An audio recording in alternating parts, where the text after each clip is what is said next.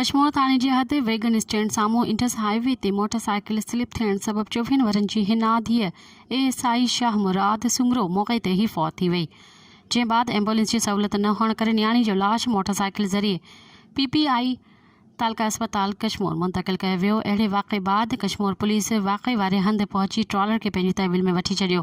Police मूजिबि शक जी बुनियाद ते ड्राइवर खे गिरफ़्तार करे वरितो आहे, जंहिं खां जांच जारी आहे। फोती न्याणी जो पीउ शाह मुराद सुमरो जो चवणु हो त मुंहिंजी न्याणी कश्मीर जे हिकु प्राइवेट स्कूल में टीचर हुई, जेका पंहिंजे घर कॉलोनी नंबर 1 खां भाउ सां गॾु कश्मीर स्कूल तरफ़ अची रही हुई त रस्ते में बदनसीब हादसो पेश आयो। ॿिए तरफ़ मरहुमा न्याणी जी लाश घर पहुचण ते संस घर वारनि में कोहराम मची वियो।